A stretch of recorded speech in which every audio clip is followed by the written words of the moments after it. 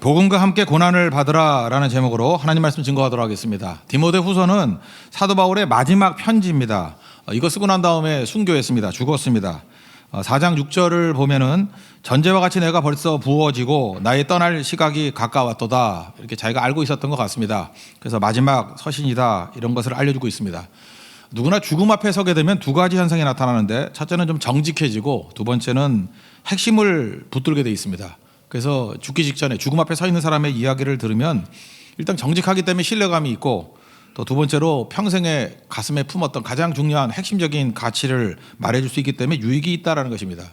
그런데 죽음 앞에서 이렇게 중요한 가치를 전하는 사람이 있는 반면에 두려워 떠는 사람들이 있습니다. 되게 믿지 않는 사람들 보면 죽음 앞에 굉장히 두려워합니다. 당황하고 안절부절할 때가 많이 있다는 것입니다. 근데 사도 바울은 당당하잖아요. 죽음을 이렇게 담대하게 맞이하고 있습니다. 이유가 무엇입니까?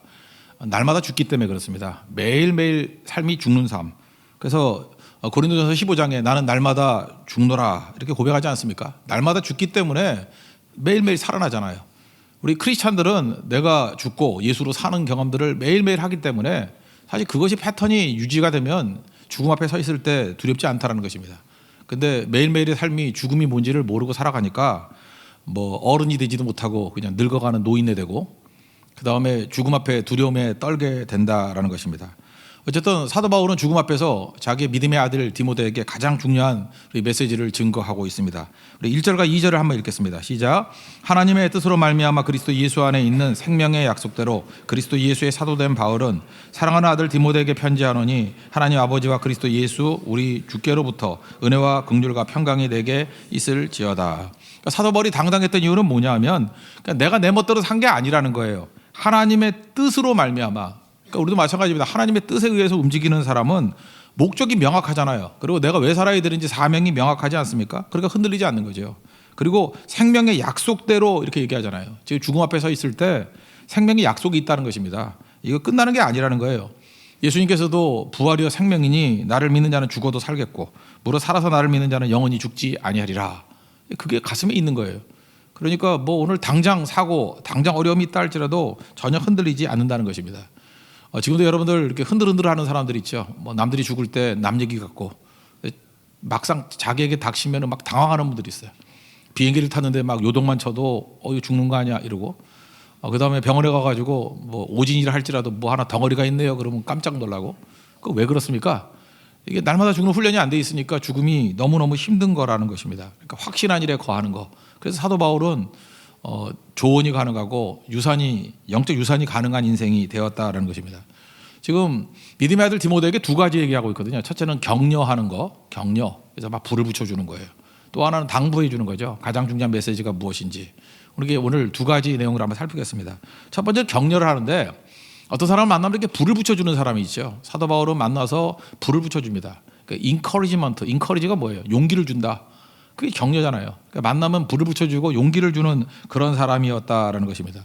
아마도 믿음의 아들인 디모데를 무지무지하게 사랑했던 것 같습니다. 여러분도 사랑하는 사람들 있죠. 근데 사랑하는 방법을 모르는 것 같아요. 사랑을 어떻게 하는 거냐? 사랑은 이런 겁니다. 항상 머릿속에서 그를 생각하는 거예요. 머릿속에서 그가 떠나지 않는다. 그게 사랑하는 거예요. 그리고 그를 위해서 항상 기도하는 거예요. 그러니까 생각과 기도, 이게 사랑하는 방법입니다. 그러니까 디모데를 향해서 내가 항상 너를 생각한다. 그리고 내가 항상 너를 위해서 기도한다. 이게 사랑하는 거예요. 제가 옛날에 그 청년들 많을 때 뭐 그런 한번 시험을 해봤던 적이 있어요. 어떤 형제가 막 가슴앓이를 하고 있는 거예요. 누굴 좋아해서 그러는지. 그래서 제가 그런 얘기를 했어요. 너 한 달 동안만 24시간은 좀 힘들더라도 하여튼 눈 떠 있을 때는 계속 그 사람만 생각하라고. 그리고 또 한 가지는 그 사람 위해서 그냥 숨 쉬듯이 맨날 기도하라고. 그러면은 변화가 될 거라고. 뭐 실제로 하는 사람 몇 명 없었지만 하던 애가 있었어요. 그랬더니 어떤 일이 벌어지느냐, 계속 생각하고 기도하니까 눈에 보이더래요. 계속 생각하고 기도했더니 마음에 보이더래요. 그리고 계속 생각하고 기도했더니 진짜 변화가 되더라고요. 진짜 그렇습니다. 사랑은 그렇게 하는 거예요. 그래서 깊이 사랑할 때 초점 맞춰 느끼거든요. 인간이 영적 존재이기 때문에. 그런 게 진짜 사랑하는 방식이라는 것입니다. 사도 바울은 디모데를 어떻게 사랑하느냐? 너는 내 생각 속에 있어. 너는 내 기도 속에 있어. 그게 진짜 사랑하는 거예요. 여러분, 고백 중에 최고의 고백이 그거예요. 내 생각 기도 속에 네가 들어있어. 이렇게 사랑하는 방법이라고요. 3절 한번 다 같이 읽겠습니다. 시작. 내가 밤낮 간구하는 가운데 쉬지 않고 너를 생각하여 청결한 양심으로 조상처부터 섬겨오는 하나님께 감사하고. 그러니까 생각과 기도 속에 내가 있다, 그런 얘기죠. 그리고 디모데 속에 있는 뭐 없는 거 얘기하는 게 아니에요. 이렇게 사랑은 이게 장점을 보는 거거든요. 좋은 거를 바라보는 거예요. 근데 디모데를 잘 살펴보니까 너에게는 눈물이 있어. 눈물이 귀중한 겁니다. 이게 울 수 없는 거, 이게 참 메마른 인생이에요. 눈물이 파워가 있습니다. 눈물을 흘릴 때 다 통해요. 길이 열려요. 그죠? 눈물 골짜기를 지나갈 때마다 열매를 거두게 된다고요. 눈물이 있다. 또 너 믿음이 있다. 그런데 그 믿음과 눈물이 참 귀중한 것인데 네 할머니, 어머니, 이 조상적부터 물려받은 것이다. 이렇게 얘기를 하고 있습니다. 여러분, 부모, 우리 뭐 어떤 뭐 대통령 아드님께서 그런 얘기를 했다. 나는 뭐 아버지 찬스가 없다 뭐 이러는데 그게 뭐 좋은 거예요? 우리는 다 아버지 찬스가 있어야 되고 어머니 찬스가 있어야 돼요. 어머니 찬스, 아버지 찬스가 뭐예요? 기도하는 어머니를 두고 있는 거예요. 이건 어마어마한 찬스예요. 이거보다 더 좋은 유산이 없겠죠. 근데 지금 사도 바울이 디모데에게 얘기하는 게 네가 눈물이 있고 믿음이 있는데 그게 그냥 하늘에서 떨어진 게 아니야. 네 조상처부터 내려온 그런 믿음의 유산이야. 할머니를 봐라, 어머니를 봐라. 그러니까 우리에게도 주는 귀중한 교훈이죠. 하나님 앞에서 우리가 눈물을 물려줘야 되고 믿음을 물려줘야 되고 이게 꼭 있어야 된다는 것입니다. 그런 자식은 결코 넘어지지 않는다는 거예요. 오늘 4절 5절 다 같이 읽겠습니다. 시작. 내 눈물을 생각하여 너 보기를 원하면 내 기쁨이 가득하게 하려 함이니 이는 내 속에 거짓이 없는 믿음이 있음을 생각함이라. 이 믿음은 먼저 내 외조모 로이스와 내 어머니 유니게 속에 있더니 내 속에도 있는 줄을 확신하노라. 그리고 요즘에 역대기를 공부하고 있는데 역대하에 보면은 솔로몬의 아들 르호보암의 아들 아비야의 차이점이 뭐라 그랬어요? 엄마 차이라니까요. 엄마. 르호보암의 어머니는 솔로몬이 뭐 많은 여자들하고 결혼해가지고 엄마가 암몬 사람이에요. 그래서 성경 기록할 때 엄마가 암몬 사람이다 이걸 굉장히 강조해요. 굉장히 중요한 것만 요약해서 기록하는 건데 엄마는 꼭 기록해요. 르호보암의 엄마는 암몬 사람이야. 그러니까 그 꼴이지 그거예요. 반면에 그 아비야는 엄마가 믿음의 사람이야. 이스라엘의 신실한 신앙인이야. 그래서 아비야 때는 개혁이 일어나고 승리가 있게 됐다는 것입니다. 열세에 놓였음에도 불구하고 강력한 여로보암과 싸워서 이기는 인생을 살게 되었다. 이유가 뭐냐? 엄마 때문이야. 그러니까 이게 되게 중요한 거죠. 우리에게도 이런 믿음의 유산들이 쭉 흘러내릴 줄 알아야 된다는 것입니다. 그리고 사도 바울은 있는 것뿐만 아니라 내가 너에게 가서 안수함으로 말미암아 기도죠. 실제로 갈 수는 없지만 네 속에 있는 것들을 이렇게 다시 불일 듯 일어나게 하기를 원한다. 이렇게 격려하고 있습니다. 요즘에는 뭐 잘 안 쓰지만 옛날에 이렇게 불 같은 거 뗄 때 많거든요. 학교에서도 석탄 뗐어요. 그리고 뭐 우리 시골 같은 데 가면 아궁이도 이렇게 장작되고 그랬다고요. 부직갱이라고 있어가지고 그걸 이렇게 들추면은 불이 다시 확 일어나고 그래요. 이게 불일 듯 하는 거예요. 거기다가 부직갱이뿐만 아니라 우리 할머니 계실 때는 그걸 뭐라 그러더라? 그 풍로라 그랬는데 풍로 아세요? 이게 바람 부는 거. 이게 바람을 윙하게 불어요. 선풍기도 아니고 뭐 옆에 있어요. 뭐 조그만 거. 그죠? 풍로. 그 할머니가 그거 탁 키면은 갑자기 불이 그냥 확 올라와요. 확. 그때마다 저는 생각한 게 그래요. 내 마음에도 저렇게 불이 확 올라오기를 원한다고. 이게 부직갱이 정도가 아니고 풍로에 불이 확 들어가면은 확 불이 붙는다고요. 사도 바울이 내가 안수함으로 말미암아 네 속에 있는 그 눈물과 믿음이 확 불타오르기를 원한다. 두 종류 사람이 있죠. 어떤 사람 만나면 이게 불이 확 붙는 사람이 있고 어떤 사람을 만나면 힘이 쫙 빠지는 사람이 있고. 그러기 위해서 필요한 게 무엇입니까? 이렇게 불 붙이는 인생이 돼야 된다는 것입니다. 6절 한번 다 같이 읽겠습니다. 시작. 그러므로 내가 나의 안수함으로 내 속에 있는 하나님의 은사를 다시 불일 듯하게 하기 위하여 너로 생각나게 하노니. 그러니까 이거 뭐예요? 격려하는 게 능력이라는 거예요. 내 속에 생명이 있으면 다른 사람을 격려할 수 있다라는 것입니다. 격려가 불 붙이는 거예요. 저에게는 그 두 자녀가 있는데 특별히 그 큰딸에게 이런 얘기를 참 많이 했어요. 너 이렇게 남자 만나면은 이제 뭐 나이가 찼으니까 남자 만나면은 남자에게 장점과 단점이 있지 않느냐. 근데 너는 꼭 그 잘한 것만 얘기해라. 장점만 얘기해라. 교회에서 이렇게 형제들 만나면은 장점만 얘기해라. 그러면 단점이 있는데 어떻게 해요? 그러면 그건 네 친구가 얘기해라. 꼭 그렇게 얘기해요. 너는 절대 얘기하지 말고 그거는 연주가 얘기하게 하고 지연이가 얘기하게 하고 너는 항상 장점만 얘기해라. 왜 그러냐면 너 입 다물고 있으라고. 그럴 필요성이 있는 게 왜 그러냐면 어떤 사람은 이런 사람이 있죠. 이렇게 본대로 말해버리는 사람이 있어요. 느낀 대로 말해버리는 사람이 있어요. 참 천박한 거거든요. 신앙의 기본이 기다리는 거, 머무르는 거 그런 거잖아요. 숙성하는 거. 보고 그냥 말하면 안 돼요. 어떤 사람은 눈으로 보고 입으로 나가는 사람이 뇌를 통과하지 않는 사람이 있죠. 눈으로 보고 말로 나가. 참 그걸 어떻게 처리해야 될지 모르겠어요. 그래서 왜 그러냐고 묻더라고요. 왜 그러냐고 물어서 제가 이론적으로 설명을 해줬죠. 첫째, 네가 보고 느낀 대로 그냥 말해버리면 그걸 뭐라 그러냐면 주관적이다 그런다는 거예요. 주관적인 것은 굉장히 위험한 겁니다. 주관적이라는 건 뭐야? 내 생각이잖아요. 그건 네 생각이고 그럼 끝나는 거 아니에요. 주관적에 머무르면 안 된다는 거예요. 근데 가만히 있어 보니까 내가 볼 때 약간 나쁜 점이 많아요. 근데 내 친구 지연이도 똑같이 나쁜 점을 얘기해요. 그럼 벌써 객관성이 생겼죠. 나만 그렇게 생각하는 게 아니잖아요. 너도 그렇게 생각하니 나도 그렇게 생각해 이렇게 얘기한다고요. 그럼 혹시 이게 소문이 나더라도 쟤는 욕하고 다니네요. 그러면 주범은 지연이고 우리 애는 종범이 되잖아요. 그죠? 그래서 몰라 그러면 안 되겠지만 그래도 주범 되지 말고 종범이 되라. 그게 훨씬 낫다. 그죠? 그다음에 또 좀 지나고 난 다음에 또 반대일 수도 있잖아요. 애가 나쁘게 보였어요. 근데 또 다른 이제 친구가 와가지고 지연이가 와가지고 하는 얘기가 걔 장점이 많다고, 걔 그런 애 아니라고, 정말 좋은 애라고 그 얘기를 듣는 순간에 뭘 느끼게 돼요? 내 주관이 틀렸다는 걸 느끼게 되죠. 그래서 균형을 잡게 되죠. 그렇지. 그게 나는 나쁘게 봤는데 내가 잘못 본 거구나. 다른 면을 볼 수 있는 눈이 또 있었구나라고 하면서 균형 잡히게 된다는 거예요. 잘 보세요. 무조건 머무르고 기다리면 유익해지죠. 객관성을 찾기도 하고 균형을 잡기도 하고 봐라 무조건 기다리는 게 유익이 있다. 그랬더니 끄떡끄떡 하더라고요. 그게 되게 중요한 거죠. 그러니까 격려는 그런 거예요. 그죠? 왜 격려만 여러분 자꾸만 해야 될 이유가 뭐냐면 그게 지혜로운 길이기 때문에 그렇다라는 것입니다. 그래서 여러분 항상 격려할 수 있는 하나님의 종 되기를 바랍니다. 사도 바울은 디모데에게 하나님께 내게 주신 것을 얘기를 해요. 내가 주신 것들에 이렇게 불 붙이길 원한다. 하나님이 주신 거를 뭐라 그러죠? 하나님이 주신 거. 예. 그거를 이제 은혜라 그러는데 그것에 이제 불 붙이기를 원한다. 그러면서 이제 그 다음으로 또 넘어가고 있습니다. 이제 두 번째 내용은 뭐냐면 핵심인데 복음과 함께 고난을 받으라. 이게 이제 핵심적인 메시지예요. 그러니까 첫 번째 격려하고 두 번째는 넌 어떻게 살아야 되느냐? 내가 이게 죽음 앞에서 말하는 메시지인데 복음과 함께 고난을 받으라. 이렇게 얘기를 합니다. 그래서 앞부분에 나오는 은사 얘기, 하나님께서 주신 거, 은사하고 또 동일한 거겠죠. 은사가 뭡니까? 이게 카리스마타라 그러는데 이게 선물이라는 거죠. 그러니까 하나님이 주신 거예요. 그러니까 하나님이 주신 것은 무조건 좋은 겁니다.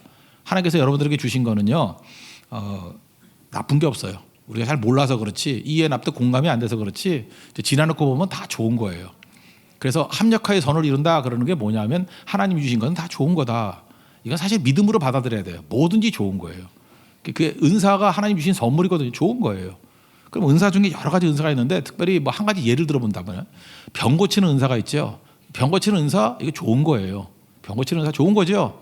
왜 그렇습니까? 병난 사람에게 기도했더니 병이 난다 그러면 얼마나 좋아요.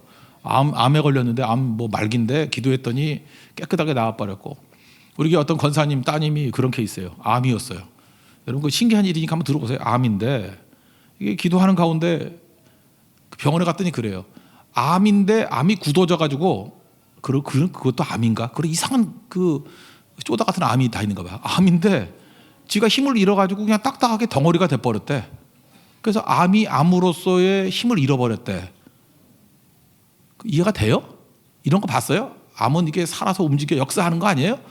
그래서 막 늘어나고, 근데 얘가 그냥 알아서 그냥 없어진 것도 아니고 그냥 딱딱하게 굳어져서 암으로서 기능을 못 해버렸는데요. 누가 그렇게 했을까요? 하나님이 하신 거 아니에요, 그죠? 여러분 되게 믿음이 없군요. 그냥 저절로 그렇게 된 거겠나요? 그러니까 기도하는 가운데 하나님 그렇게 해서 그 뭐 암 치료하는 데서 일반 병실로 내려와 버렸대요. 아무것도 의사가 그렇게 진단 내려서. 그런 케이스가 있어요. 잘 모르겠으면 이현우 권사한테 물어봐요. 딸 어떻게 됐나, 그죠? 그런 일이 벌어졌다고. 그러니까 이런 것들이 병 고치는 은사 중에 하나겠죠. 뭐 기도하고 하나님께 능력 가운데 할 때 이렇게 변화가 된다고. 이게 되게 좋은 거라고요, 그죠? 그러면 이제 반대로 병은 어떻습니까? 병. 하나님께 내게 병을 줬어요. 병 고치는 은사는 은사라고 믿지요. 그럼 병은요? 병도 하나님이 주시잖아요. 질병도 하나님이 그렇게 주시잖아요. 병도 하나님이 께서 주신 거니까 좋은 거라고 믿습니까? 예, 좋아요. 제가 보니까 그래. 병 고치는 은사를 가진 사람은 교만해지고 이렇게 타락하고 뭐 변질될 수 있는데 병도 하나님이 필요하니까 주신 거거든요. 병 때문에 겸손해지고 더 기도하고 간절해지고 자아가 깨지고 그런 걸 보는 적이 더 많아요. 전 그렇게 믿어요. 병도 하나님 주신 거예요. 좋은 거예요. 지나를 거 보면 다 좋은 거라고. 그러므로 우리가 하나님이 주신 거에 대해서 우리가 판단을 유보해야 되는데, 아까 똑같은 얘기예요. 이렇게 함부로 말하는 게 아니고 좀 기다려봐야 되는 건데, 두 가지 개념으로 기다려봐야 돼요. 어떤 것이 좋은 건지 나쁜 건지는 잠깐 판단하지 말고 그 다음에 무엇이 오는가에 따라서 달라져요. 배고픈 게 좋은 거예요, 나쁜 거예요? 그렇게 말하면 그건 말도 안 되고, 뭐 나쁜 거다 그러겠죠. 근데 배고프고 난 다음에 아주 맛있는 음식을 먹는다 그러면 좋은 거죠. 시장의 반찬이라 그러잖아요. 그렇지 않아요? 너무 맛있는 게 나왔는데 밥을 2그릇 먹고 왔어. 막 괴롭지 않아요? 그죠? 이렇게 맛있는 거 있는데 괜히 먹었어, 뭐 이러는 거. 그런데 뭐 한 2끼쯤 굶다가 왔는데 너무너무 내가 좋아하는 것이 나와 있다 그러면 그게 기쁨이 될 수 있겠죠. 마찬가지로 하나님께서 너무 거 좋은 거 주실 때는요, 이렇게 며칠 굶길 수도 있어요. 그래서 정말 좋은 거 맛을 제대로 알라고. 그러니까 어떤 거를 현재로 판단하면 안 되고 그 다음에 무엇이 오느냐에 따라서 다른 거죠. 그죠? 그건 다른 거라고. 예를 들어서 어떤 형제들이 있는데 그 노총각들이에요. 외롭게 그냥 남자들끼리 셋이 앉아가지고 있는 궁상 떨고 있는 모습. 그게 좋은 거예요? 아니면 그 커플끼리 앉아가지고 히히닥거리고 있는 게 좋은 거예요? 어찌 보면은 그렇게 커플이 앉아가지고 있는 게 좋은 것 같이 보이죠. 근데 그놈이 바람둥이야. 맨날 맨날 밖에 석 달에 한 번씩 바뀌더래요. 그럼 새로운 사람 만나더라도 별 기쁨이 없겠죠. 그러다가 잘 안 되겠죠, 그런 애들은. 근데 뭐 홀로 있은 지 15년이 됐고 20년이고 모태솔로고 막 이러네요. 이런 애가 이제 어떤 여자를 하나 제대로 만나면 진짜 사랑이 뭔지 알겠죠. 그죠? 깊어지겠죠. 그 다음에 뭐가 오느냐에 따라 다르죠. 여러분 그런 게 아름다운 거 아니에요? 그냥 자기는 한 명도 모르다가 한 사람 딱 만나가지고 결혼하고 아름답게 살다가 죽었다 그러면 아름다운 거 아니에요? 아무도 동의하시는 건 나쁜 사람들이에요, 여러분들. 그죠? 그런 게 좋은 거라고, 그런 게. 그러니까 지금 내가 부족하더라도 그 다음에 무엇이 오느냐에 따라서 달라지는 거니까 함부로 얘기할 수 없다는 거예요. 그래서 로마서 8장 18절에서 얘기하잖아요. 생각한데 현재의 고난, 이거 나쁜 거라고 생각하죠? 나쁜 게 아니라는 거예요. 현재의 고난은 장차 우리에게 나타날 영광과 비교할 수 없도다. 이 고난이 좋은 거라는 거예요. 왜 좋은 거예요? 고난이 좋다고 말할 수는 없을 것 같이 보이는데 장차 올 영광이 있기 때문에 좋다라는 거예요. 이스라엘 백성들 한번 보세요. 광야가 좋은 거예요, 나쁜 거예요? 이거 질문이 아니죠. 광야 다음에 가나안이 있거든. 그거 좋은 거예요. 광야를 통과해야 가나안에 가잖아요. 좋은 거죠. 십자가가 좋은 거예요, 나쁜 거예요? 좋은 거죠. 십자가 다음에 부활이 있기 때문에. 그러니까 이게 단언할 수 없다는 거예요. 하나님이 우리에게 십자가를 주는 거 좋은 거예요. 왜? 부활을 주시려고. 하나님께 우리에게 광야를 주신 게 좋은 거예요. 왜요? 가나안을 주시려고. 우리가 굶게 만드는 게 좋은 거예요. 왜요? 맛있는 거 먹으라고. 그러니까 그걸 그때 판단하면 안 되는 거죠. 그 다음에 무엇이 오느냐에 따라 다른 거죠. 그러니까 우리는 맨날 원망하고 그러는 이유가 뭐냐? 원망 예수님 사랑 안 하겠지만 좋게 보면은 맨날 좋다 나쁘다밖에 안 보인다고. 근데 하나님의 시각으로 이렇게 넓게 이렇게 깊고 딥 앤 와이드하게 보면은 그 다음이 보이잖아요. 그 다음이. 그럼 뭘 믿게 돼요? 하나님이 주신 건 다 좋은 거야 이렇게 믿게 된다고요. 그걸 합력하게 선을 이룬다 그러잖아요. 그래서 뭐든지 수용하는 인생이 된다고요. 뭐든지 영접하는 인생이 된다고. 뭘 줘도 좋습니다. 그 다음은 좋을 거기 때문에. 끝은 좋을 거기 때문에. 이 시각 그게 은사라는 거예요. 은사를 그렇게 생각해요. 또 하나는 뭐냐 하면 나쁜 것은 더 나쁜 것을 막아주는 게 있다라는 거예요. 나쁘긴 나빠요. 더 나쁜 걸 막아주는 게 있다라는 거예요. 예를 들어서 이제 부모가 저 같은 이제 아버지잖아요. 이제 자녀들 이제 훈계를 하는데 얘가 버르장머리가 없어. 그죠? 그냥 확 일어나더니 문 쾅 닫고 나가요. 뭐로 쾅 닫고 나가. 그럼 누가 물어봐요. 그 자녀가 아버지 앞에서 문을 쾅 닫고 나가는 게 좋은 거예요, 나쁜 거예요? 나쁜 거지. 근데 그게 나쁜 거라고만 말할 수 없는 거일 수도 있어요. 왜냐하면은 걔 생각은 가출하려고 그랬거든. 출가가 안 되기 때문에 가출이라도 하겠다. 이렇게 마음 먹었다고. 그럼 가출하려고 하는데 얘가 참은 거예요. 막 참고 그냥 표현을 그 정도로만 표현한 거예요. 문을 쾅 닫고 나간 거예요. 그럼 좋은 거죠. 만약 그걸 전체를 다 한다 그러면 집 나가려고 하는 애가 문 정도 쾅 닫고 나가면 굉장히 많이 참은 거죠. 그걸 다 한다 그러면 뭐예요? 참 하나님께 되게 좋은 거 주셨네. 축복을 해주셨네. 이런 거죠. 교회로 왔더니 술 냄새가 나는 거예요. 어떤 형제가 왔더니 술을 퍼마시고 왔는가 봐. 그러면서 나 같은 죄인 살리신 노래를 부르고 있는 거예요. 그죠? 이거 이 교회 이거 막 가는 교회다. 진짜 이거 이런 교회가 다 있나? 어떻게 목회를 이따위로 하나? 술 퍼마시고 와가지고 그래서 예배를 드린다 그런 사람이 있나? 지금 옆에 있는 술 냄새 나십니까? 그런 사람이 있다 그러면 뭐 속으로 은혜가 안 되는 거예요. 이거 예배가 안 된다. 이게 무슨 주정뱅이들이 와가지고 예배를 드리나? 나쁜 거죠, 그거. 나쁜 거라고 말할 수 있죠. 근데 사실은 그 사람이 어떤 사람이냐면 지금 죽으려고 그러다가 자살하려고 그러다가 마지막 말씀이 생각나서 온 거예요. 찬송이 생각나서 온 거예요. 좋은 거죠. 안 그래요? 좋은 거 아니에요? 그러니까 예수 믿다 보면 어떤 일이 벌어지냐면 함부로 말을 못 하게 된다니까요. 눈에 명백하게 나쁜 걸 할지라도 이게 배드지만 이 worst를 막는 배드일 수도 있잖아요. 그럼 굿이죠. 모를 일 아니에요, 모를 일. 그러니까 하나님께서 내게 주신 거는 몰라요, 우리가. 그래서 사람들은 그냥 쉽게 판단한다고. 이건 명백히 나쁜 거 아니야. 이게 배드 맞아. 근데 worst를 막는 것이 될 수도 있는 거고. 이거 명백히 나쁜 거잖아. 그 다음을 못 보기 때문에 그럴 수도 있는 거고.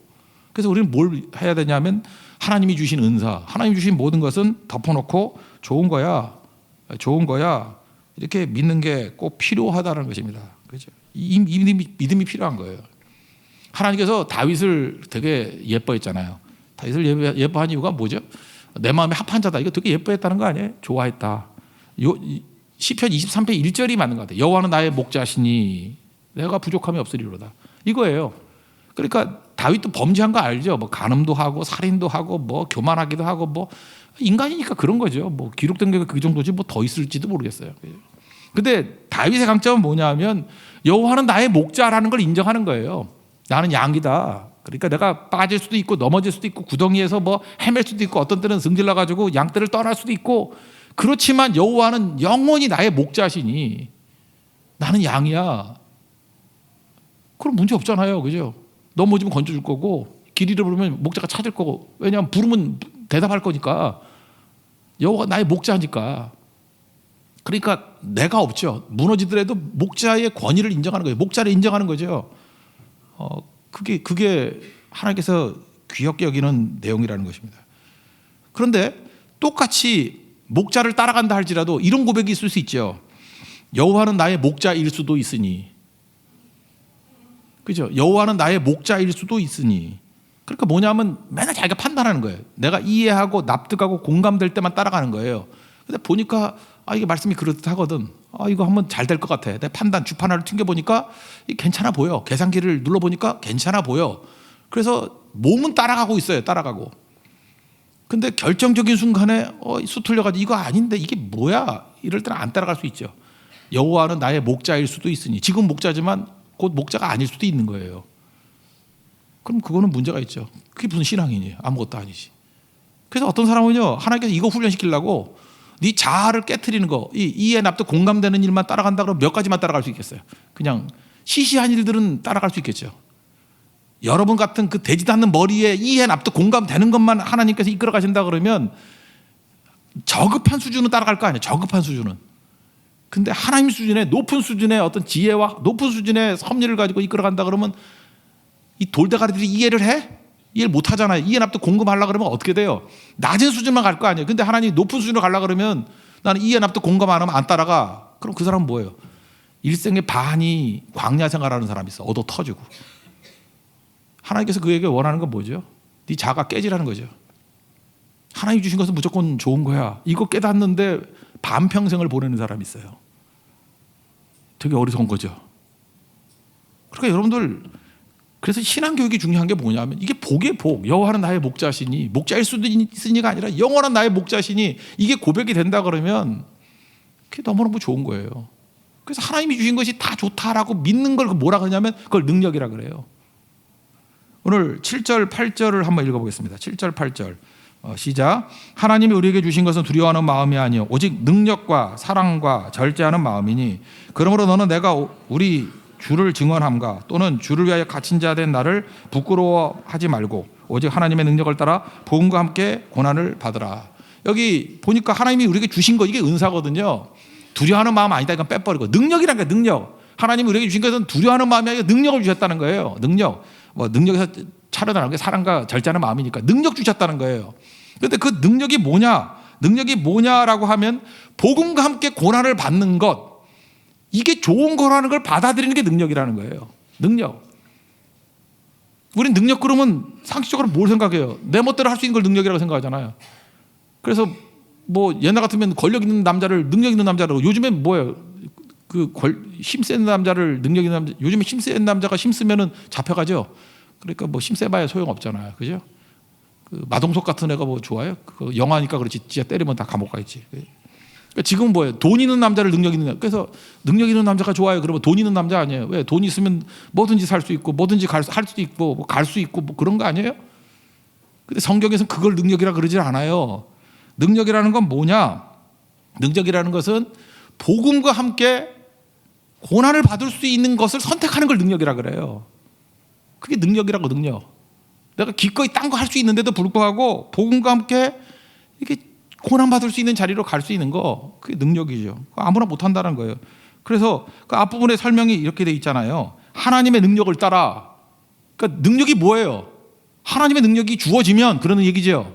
하나님 능력이 주어지면 그거 가지고 결과적으로 복음과 함께 고난을 받는 게 능력이라는 거예요. 사도 바울이 권면하고 있는 거예요. 너 능력 받기를 원한다. 그 능력 받고 막 휘두르고 하는 게 아니고 복음과 함께 고난 받는 게 능력이야. 그 길 가, 그러는 거죠. 여러분, 우리하고 비슷하게 유대인들도 그 수치를 되게 싫어하는 어떤 명예 중심적인 사회예요. 사도 바울이 감옥에 갇혀 있어요. 감옥에 갇혀 있어요. 그럼 우리는 주로 어떤 말을 많이 하고 싶어요? 야, 감옥 갈까봐 두려워하지 마, 이런 건데 성경에 생각보다 훨씬 많은 게 뭐냐면 복음을 부끄러워하지 마, 이게 더 많아요. 부끄러워하지 마, 부끄러워하지 마. 우리가 되게 유사해. 서양 사람들 잘 일을 못해요. 감옥에 가는 게 두려운 일이지 왜 부끄러운 일이야? 근데 유대인들은요 훨씬 더 부끄러움을 더 많이 느꼈어. 부끄러운 일. 그러니까 능력이 뭐예요? 부끄러운 일도 기꺼이 할 수 있는 일인 거예요. 복음과 함께 부끄러운 일도 할 수 있는 거예요. 내가 복음을 부끄러워하지 아니하노니, 이렇게 나오잖아요. 로마서 1장 10절에서는. 그러니까 그걸 할 수 있는 게 능력이라고, 할 수 있는 능력. 그 능력을 받아야 된다는 것입니다. 이거 뭐 주를 증언함. 이거 원문을 보면요, 주님의 증언이에요. 그 testimony of our Lord 이렇게 돼 있어요. 그죠? 이게 주님의 증언이고 그 뒤에 주를 위하여 갇힌 자, 이것도 그 주님의 죄수 이렇게 돼 있어요. He is prisoner. 원문을 보면 그런 식의 개념이에요. 그러니까 He is prisoner. 내가 주님을 위해서 이 종살이 하는 거, 그거를 기꺼이 할 수 있는 게 능력이라는 거예요. Testimony of our Lord. 우리 주님을 위해서 내가 증언할 수 있는 거, 이 순교자거든요. 순교할 수 있는 거거든요. 이거를 기꺼이 할 수 있는 거, 이게 능력이라는 거예요. 여러분, 이런 능력이 임하기를 원합니다. 그 능력은 뭐예요? 한마디로 얘기해서 내 본능하고 역행하는 거예요. 우리 본능은 부끄러운 일 안 하려고 그러고 당당한 일 하고 싶은데 복음 때문에 얼마든지 할 수 있어. 그게 능력이에요. 그리고 세상과는 다른 길 걸어가는 거예요. 좁은 길 걸어가는 거예요. 세상에서 누가 능력 있다 그러면 이런 거 이렇게 걸어가요. 이렇게 안 하지, 그죠? 근데 이걸 갈 수 있는 게 이게 능력이라는 거예요. 내가 여러분들 돈 좋아하니까 돈 얘기해 줄게요. 우리 교회도 이렇게 부자들이 많아요. 부자들이 많은데 그냥 뭐 이해를 위해서 이렇게 한 달에 얼마 벌면 부자라고 생각해요. 한 달에 한 3억 4억 벌면 부자죠. 있어요. 3억 4억 벌어요. 12조 되는 거 보면 알지 뭐, 그죠? 3억 4억 벌어요. 번다고요. 그러면 여러분들 한 달에 3억이나 4억 벌면 뭘 하고 싶어요? 뭐 이렇게 요란한 차, 그죠? 막 뚜껑 열리는 차, 뭐 이런 거, 빨간 차, 흰 차, 뭐 이런 거 사가지고 타고 다니고, 또 뭐라고 백화점 쇼핑 뭐 하고, 뭐 명품으로 휘두르고, 그다음에 뭐 세계 일주를 하든지 뭘 하든지 뭐 그런 거 아닌가? 아니면 뭐 사교 클럽 가서 뭐 하는 거. 근데 그 집 뭐 하는지 알아요? 매달 선교 가요. 그리고 헌신해요. 그리고 그 돈 가지고 여기저기 교회 세우고, 그리고 아이 데리고 맨날 힘든 여행 가요. 그리고 지난번 말레이시아 갔다가 반주하다가 돌발사 난청돼가지고 들리지도 않고, 또 뭐 하는지 알아요? 이번에 네팔 가요. 온 가족이. 또 인도 가요. 이걸 뭐라 그래요? 이걸 능력이라 그래요. 돈 있어서 능력이 아니라 세상하고 다른 길을 갈 수 있게 한 능력이에요. 이건 능력의 능력. 그런 게 능력이라고요. 또 한 가지 뭐 얘기해 줄까요? 뭐 반대적인 얘기도 있어요. 10여 년 전에 텍사스에 세인트 메리스 감리교회가 있어요. 세인트 메리스 감리교회. 영국에 있는 거 말고요. 그 세인트 메리라는 그 큰 교회가 있죠, 영국에. 그거 말고 텍사스에 있는 세인트 메리스 감리교회가 있어요. 교인은 한 700명쯤 돼요. 그러니까 뭐 아주 큰 교회도 아니죠. 그 교회 교인 중에 윌리엄 베일이라는 사람이 죽으면서 헌금을 했어요, 교회. 자기 유산을 다 교회로 헌금을 했어요. 6천만 불을 헌금했어요. 그러니까 환율을 1,000원, 1달러 1,000원으로 계산하면 600억을 헌금했어요. 그러면 교회가 할렐루야 아멘하고 좋아할 것 같았죠. 근데 교회 지도자들, 목사님하고 이렇게 당회원들이 모여가지고 회의를 했는데 고민을 한 거예요. 갑자기 우리 700명밖에 안 되는 교회에 600억이 들어왔으니 이거 뭐 하지? 그래서 회의를 하는데 이분들이 다 깨어있는 분들이에요. 교회가 너무 많은 돈이 있으면 분열이 일어나더라. 분열이 일어난다. 이거 교회 분열을 일으키려는 이게 막 이 장난일 수 있어. 이런 결론이 하나 나왔고요.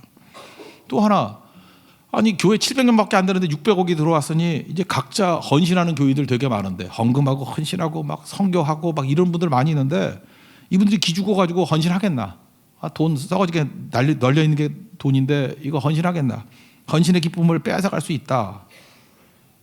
그렇게 결론을 내려서 600만 불 중에서 29만 불, 그러니까 3억 정도만 교회에 남기고 나머지 주변 교회에 다 헌금 나눠줘 버렸어요.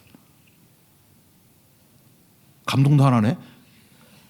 600억에서 3억 빼니까 3억 뺀 거예요. 3억. 그 얼마예요? 597억을 주변 교회와 자선사한테 다 나눠줘 버렸어요.